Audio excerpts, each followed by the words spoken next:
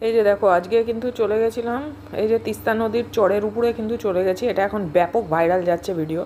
তো এবার এখানে গিয়ে একটা কাণ্ড হয়েছে। ভালো তো চলছিলাম, সবই ঠিকঠাকই ছিল, কিন্তু দেখতে দেখো ভিডিওটা বুঝতে পারবে হেভি একটা কাণ্ড ঘটিয়ে ফেলেছি আমি।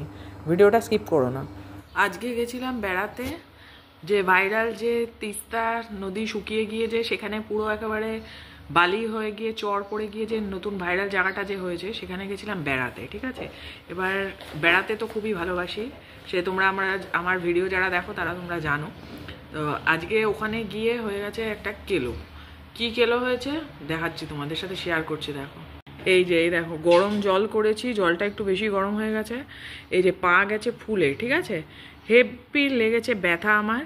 ওই জায়গাটা তোমরা জানো যারা গেছো যে একটু নিচে নামতে হয়, তো আমার নিচে নামার সময় অসুবিধা হয়নি। অসুবিধাটা হয়েছে যখন উপরে উঠছি, তখন আমিও সামনে উঠছি, আমার ছেলেও পিছন থেকে মেরেছে একটা পায়ের মধ্যে বিশাল জোরে লাথি। তো এই যে এই অবস্থা হয়েছে, এখন এই পা এরকমভাবে ফুলে একেবারে ঢোল হয়ে গেছে। তো এখন আমি গরম জল ঠান্ডা জলে শেক করি। আর বেড়াতে যাব আর এরকম একটু একটু ব্যথা পাবো না তা বললে কি চলে বলো? তবে বেড়ানোটা তো চলতেই থাকবে।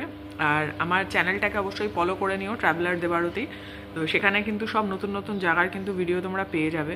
তো আজকে এটাই তোমাদের সাথে শেয়ার করলাম যে লেগেছে হেভি ব্যথা, খুব ব্যথা। জানি না এটা থেকে কতদিনে ঠিক হবো, আর কতদিন ঠিক হওয়ার পর তারপর আবার পাহাড়ে যাব।